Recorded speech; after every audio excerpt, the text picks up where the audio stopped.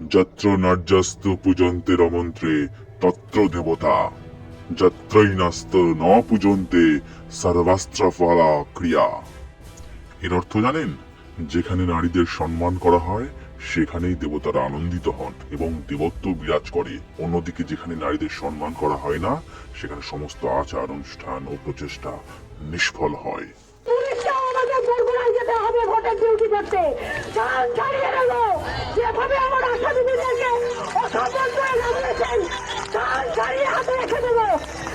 আপনার সরকার কি করতে পারে? কত পুলিশ আছে, আমরা 70,000-এর বেশি আশা করি। কেউ কথা বলতে কিন্তু আজকে এখানে আসিনি। আমরাও কারোর সন্তান, কারোর স্ত্রী, কারোর বোন, কারোর মেয়ে। অসম্মান করার অধিকার আপনাদেরকে কে দিয়েছে? 12 মাস মাইনে পান না, আপনারা 13 মাস মাইনে পান 12 মাস কাজ করে। ঘুরো পাচ্ছেন বলে এত ক্ষমতা? আমরা ঘুরো দিতে পারি না, আমাদের তো পকেটে থাকে না। 5,250 টাকা মাইনে পাই আমরা। চন্দ্রিমা ভট্টাচার্য মাননীয় মন্ত্রী বলছিলেন গতকালকে যে আমরা নাকি কোন রকম জানাইনি কোথাও, আমরা নাকি 8,000 10,000 পাই। ফাইল তো এখনো মুখ্যমন্ত্রী দোরগোড়ায় পর্যন্ত পৌঁছাননি, 6 মাস ধরে যাচ্ছে। আমি দায়িত্ব নিয়ে বলছি ফাইলটা আমার দিন আমি মন্ত্রীর কাছে পৌঁছে দিয়ে আসবো। দয়া করে আপনাদেরকে আর ফাইল পৌঁছাতে হবে না, নিজ গুণে ক্ষমতায় বলছি আমি পৌঁছে দেবো। দিন ফাইলটা আমাদের।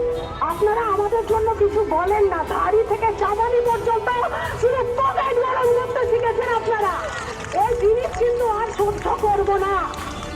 নাবালিকা নয় আমরা কারোর মা, কারোর বোন, কারোর স্ত্রী, কারোর মেয়ে।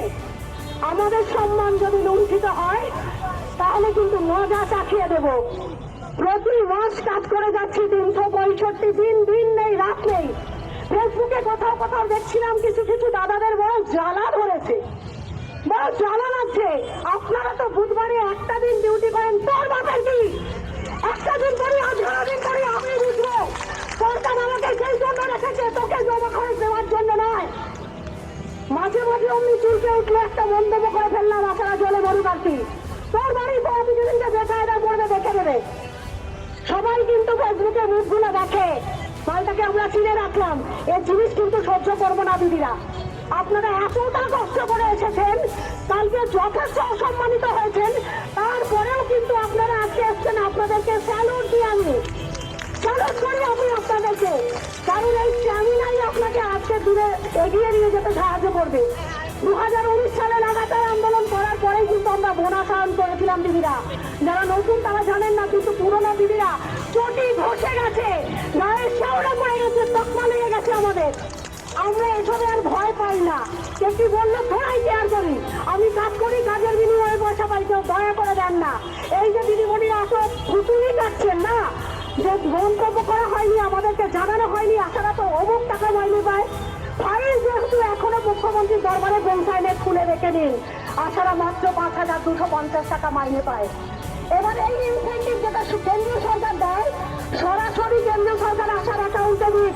অ্যাকাউন্ট নাম্বার তো সরকারও নিয়ে রেখেছেন, তাহলে কেন রাজ্য সরকারের ক্যাঙ্কেল হয়ে আমাদের যেতে হবে? কেন একটা 3 মাসের ইনসেন্টিভ আমার এখানে এসে আটকে থাকবে? সিএমএইচ অফিসের, বিওএইচ অফিসের কেন এই আমাদের উপর বঞ্চনাটা শুরু হবে?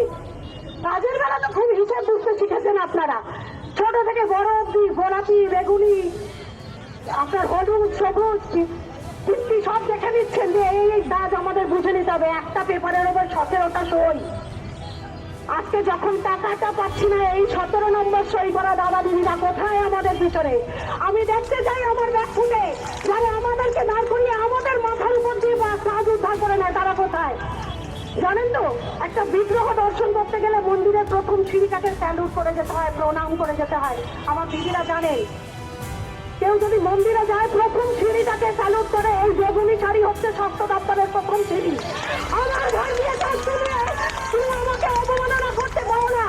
যদি এটাই করতে থাকো, প্রথম সিঁড়িটা ভেঙে দেবো আমরা, এই ব্যারিকেড ভেঙে দেবো। দেখি আপনি বিগ্রহের কাছে কি করে পৌঁছান।